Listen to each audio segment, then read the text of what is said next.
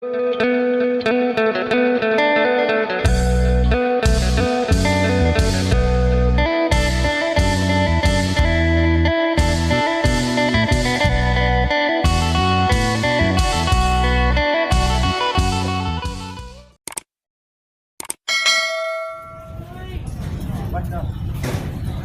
สบายดีและสวัสดีพ่อแม่พี่น้อง FC กันเมื่อสุขสุขคน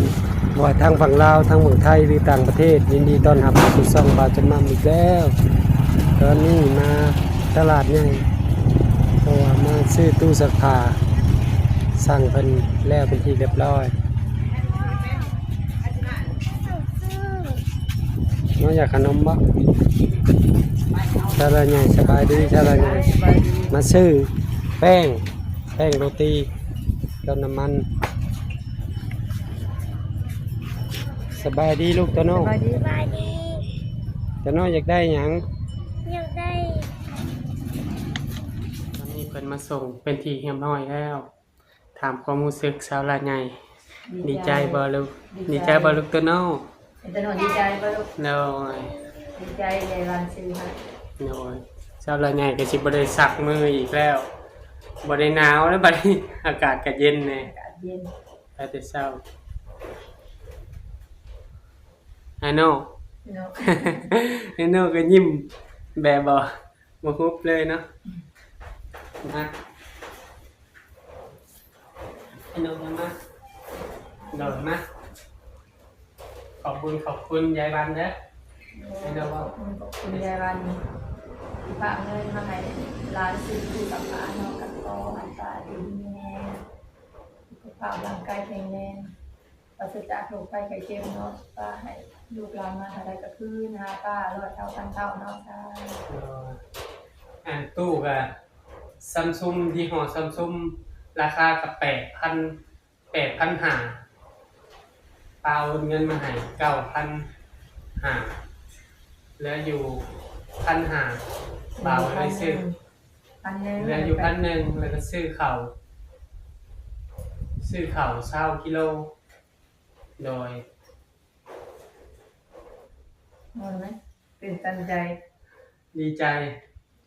หลายดีใจลูกโดยเลยนะอวยพรให้เปายายวันเนาะว่าผมแห้งให้ยายวันอยู่ดีมีแห้งดี ในร้านอยู่ในไฮโดโลยเลย ตอนหนูดีใจยายซื้อตู้ซักผ้าให้ซื้อขนมให้โตโน่น้ำแน่โดยดีใจเพราะยายซื้อให้จะหน่อยบาจะมั่มกะจีลองปั่นเบิ่งเลยเนาะมีปลาลูกแล้วลูกไปเอารถโดยนี่เนาะจะหน่อยก็ยกเข้าไปเบิดแกะออกจากกิโลซาลาใหญ่14 กิโลยี่ห้อดีซัมซุงเอาไปออกก็รู้จากการของผมก็ได้เนาะปั่นแห้งก็ได้เพื่อในปันแห้งโดยตัดปะมาไม่สิได้น้ำเขาโดยไม่พอแม่ห้ามเข้าแล้วก็ชักผ้าเลย เขาสิเปิดเด้อเปิดเลยเด้อเขาก็สิตัดเสื่อมเลยโดยลองมึงเดี๋ยวที่สาขามาใหม่จะเลยลองเคลือบก่อนโดยกันชักมือนี่กันหนาวเย็นอันนี้ก็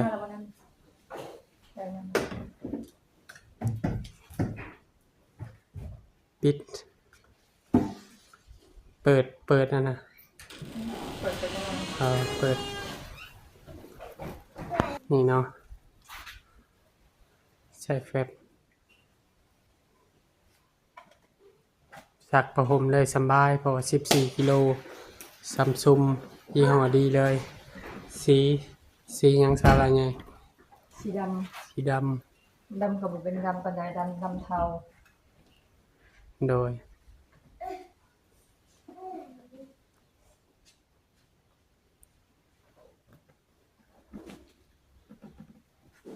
ดีใจจนบอกบ่ถูกก็สิได้ปั่นเครื่องลมหนาวเนาะโดยไปรอเบิ่ง2-3 ห้าน จนได้ห้านนี่ซัมซุง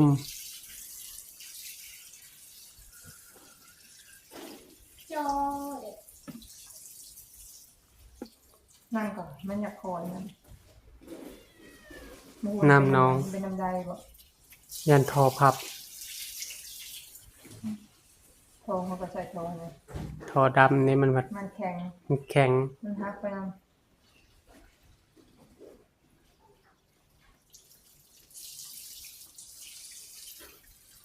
ยังบ่ทันได้กินข้าวลองมือก่อน ยังเรือเล็ก ชื่อเล็กแล้วมาจอดให้เล่าวตากผ้าทั้งสารไง โดย นี่ซื้อไม้แขนเสื้อซื้อเล็กแน่เงินเรือ1,000ก็ซื้อเล็ก ซื้อเล็กมาจอดแล้วก็ซื้อข้าวเจ้าเพราะว่าข้าวเหนียว ตอนนี้ พร้อม คนแบ่งให้ แบ่งให้ เดี๋ยวเขาเอาน้ำพลเพิ่นก็เลยแบ่งให้ 4 ชอบคันมาหาจะแท้เพิ่นให้5 ชอบแล้วมาเสียนบ่เต็ม เต็มก็ได้4 ชอบ โดย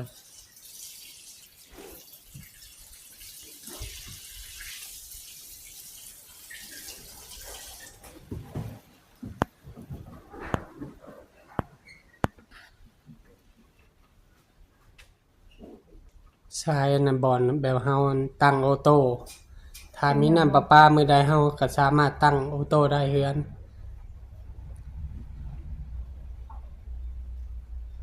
ยังใส่น้ำน้องอยู่ มันเครื่อง น้ำน้องกับมันใส่ ยังใช้บ่มีไผลงน้ำมันที่ป้าเพิ่นซื้อให้เฮาก็เอาไว้อาบน้ำ บ่ได้อาบไว้ใส่มาเขา ใส่มาเข้ามาน้ำเฮ็ดแต่งอยู่ครัวกิน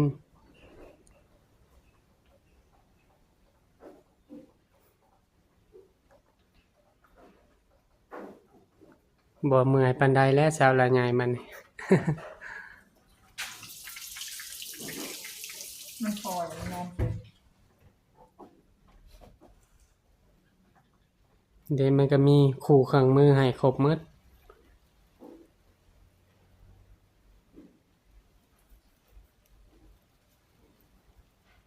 กินข้าวเที่ยงกับหยังสาวละใหญ่ ยังบ่ฮู้ ยังบ่ฮู้เลย ก็สิกินหยังมันบ่จักแนวกินดอกเป็นเห็นหลายอย่างก็จะสิกินหยัง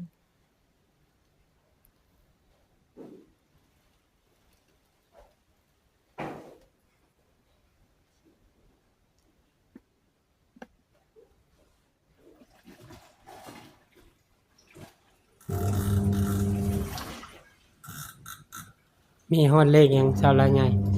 เลข15ปั่นผ่าสกปรกกับปั่นผ่าแบบบ่เปื้อนปานใดเฮาก็บิดใส่สกปรกปั่นผ่าอ๋อเสียงนิ่มเลย Samsung มันอ่านไม่ได้ มันมีภาษาไทยปั่น15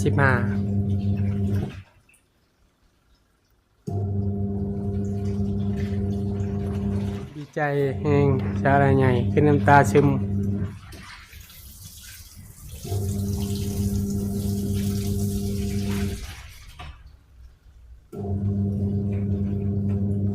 ตอนนอกก็นิ่มได้ตู้สักผ้าไปนิ่ม ซื้อขนมให้น้ำ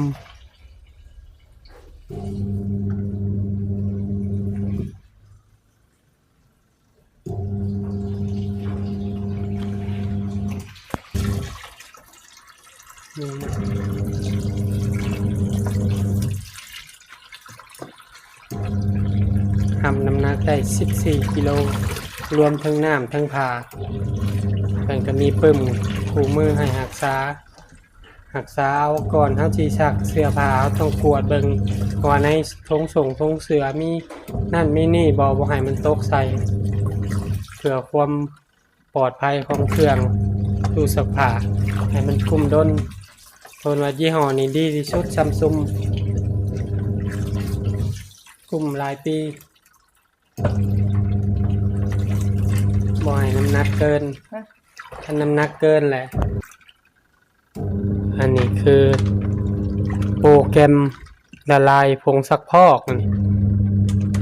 15 นาที10 นาที5 นาที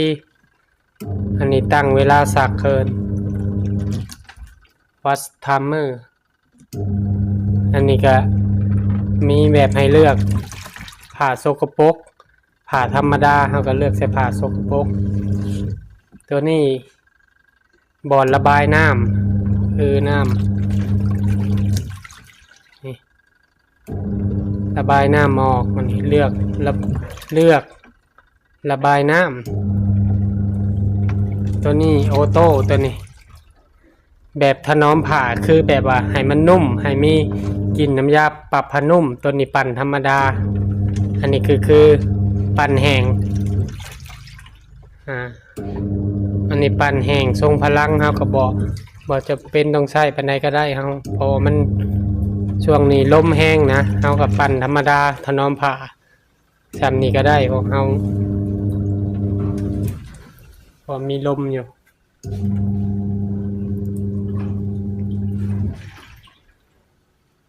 เอาลงปั่นเอาเบาๆก็ได้เนาะอันนี้เขาซื้อมาใหม่ก็เลยอยากเบิ่งปกติเฮาก็ปั่นปลาไว้อันนี้คือท่อนี่ท่อเวลาเฮาแบบว่ามันเขามีน้ำประปาเขาคิดมีน้ำประปาหรือน้ำบาดาลแล้วเขาน้ำบาดาลก็ได้ครับแม่นเขาเห็นเป็นกอกนะเป็นว่าแม่นก็ปล่อยลงใส่เขาก็เลยใส่ท่อเอาโดยอันนี้ก็ดีใจหลาย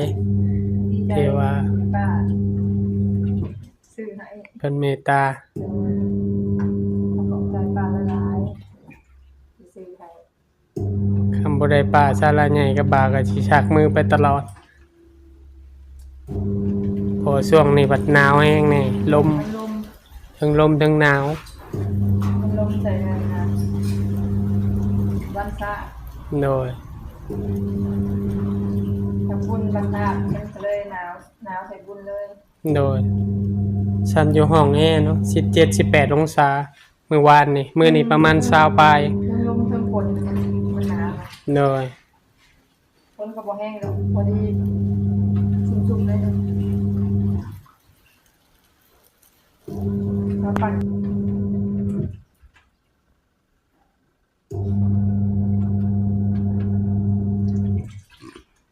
เครื่องก็สิเปื้อนจังเลยสักมาก็เปื้อนคือเก่าเพราะว่าเฮือนเฮามันทางแดงขี้ฝุ่นเข้าเฮือนโดยลมพัดเข้าหมด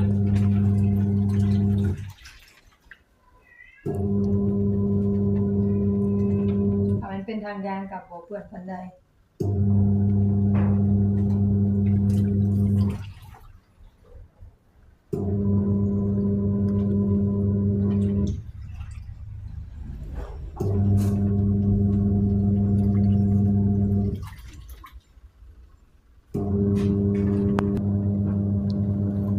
สักผ้าเลยครับถ้าใหญ่กว่าสักก็ได้บ่าวจะมั่มสักเองก็ได้แต่มันมีเครื่องสักผ้าดีใจหลายบ่าวจะมั่มขอบคุณป่าวันที่โอนเงินโอนคำมา$300ถ้าเป็นเงินบาทก็9,500ชื่อตู้สักผ้า8,500 บาทโดยอาจจะมั่มขอบคุณบาวันในจนอยู่ดีมีแรงเด้อความเจ็บจะได้ความไข่บ่ให้มีสิ่งใดได้สิ่งนั้นส่งความมุ่งมั่นปรารถนาเด้อบาวันเด้อเป็นลมโพมใส่ให้ลูกให้หลานมันยืนมีสุขภาพร่างกายแข็งแรงไปใส่มาใส่แคล้วคลาดปลอดภัยเด้อรู้สึกดีหลายตื่นตันใจถ้าบ่ได้ผมมีป้าคือสิบุมีตู้สักผ้าเดี๋ยวป้าคอยสนับสนุนคอยส่งเสริมช่วยครอบครัวบ่าวมั่มตลอดมาดีใจหลายก็จะหักษาเป็นอย่างดีเด็ดแรกหาผ้ามาคุ้มไว้อันนี้เอาไว้ก่อน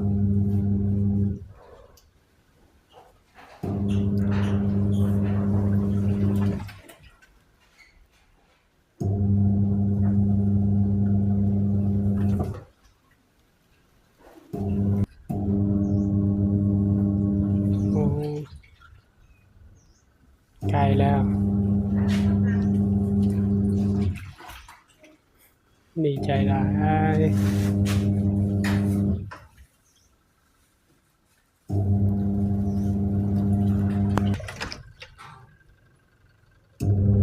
แอร์เทอร์โบ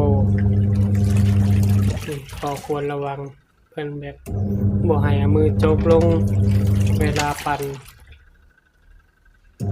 ขอห่างคำเตือน power zoom power stop 14 กิโล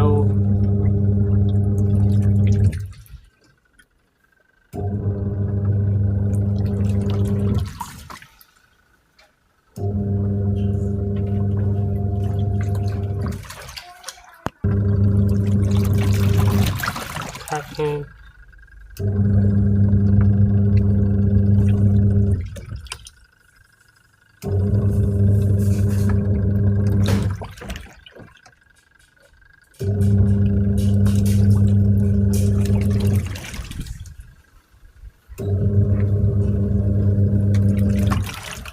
เลยกำลังสิ ใกล้แล้ว ยังหานาที เขาปั่นน้ำเปื้อนออกเลยเอาไปใส่น้ำใหม่ล้างออกก่อนแล้วก็ใส่3 น้ำแล้วพอใส่น้ำยาปรับผ้านุ่มเป็นน้ำที่4ครับปั่นแห้งอบแห้ง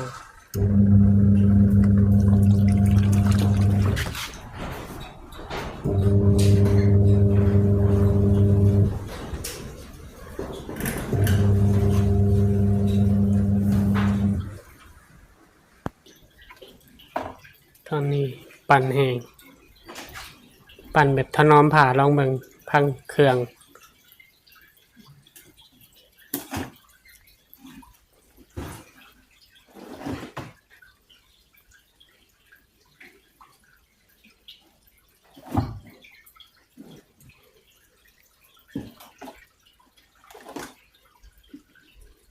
ลองมา หน่อยเอามันคอยเอาเบิดถนอมผ่าซ้ำนั่นแหละยังบ่ได้ เป็นวัตถุยัง บ่เที่ยงครั้งแรกเนาะ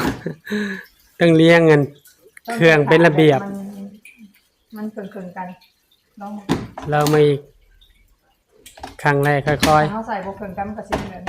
ๆถนอมผ่า นี่ได้นะ โอ้ ได้แล้ว โอ้นิ่มมาเลยเจ้าปั่นแบบถนอมผ่าอันบ่ แม่น โอ้ต้องนิ่มเนาะสาระใหญ่ ด้วย ปลาเครื่อง ขนาดเอาไปปั่นเขาเลยตามเลยค่ะ เอาเลงหาปั่นแห้งมีปั่นแห้งกว่านั้นได้จนฮอดเลข10ผู้ใดแต่บ่ต้องปั่นแห้งเฮาเพราะว่ามีแดดมีลมอยู่ เพราะคันเขายังแหงมันแหงมันแบบว่าแหงไปเลยนะของปั่นเขาตัวนี้ โดยเสียงนิ่มขนาด แท้บ่นี่ ฮะ ปั่นแท้บ่ ปั่นแห้งแท้ บ่ไม่ได้เอาแหงปั่นแท้ ปั่นแห้งทรงพลังเพิ่น ปั่นตัวนี้นะแหง อืม แหงไป โอ้ เลย เสียงนิ่มเลย ของใหม่เนาะ สารใหญ่ดีใจสารใหญ่เป็นคนสักเลยให้บาดจะมั่มสัก สักน้ำกันเนี่ย สักนำกันใครสักก็ได้ มีตู้สักผ้าก็บ่ได้หนีกันเนาะ ก็มันหนาวเลย หนาวเลยหนีกันได้จักหน่อยมันสักมือแล้วต้องหนีกันเนี่ยมัน เด็ก หนาว หยุดแหละจนเท่ามันนั่นเช้าหมุนบ่ให้บ่พาเงื้งขึ้นเด้อให้มันหยุดให้มันหยุดเองมันแล้วคอย เปิดออกคักกะลีนอนสาลาใหญ่ โดย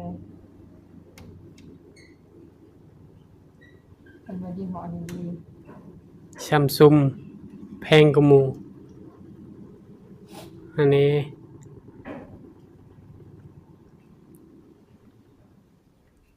ใช้ลองเอากระตาเครื่องมาใส่ลองเบิ่ง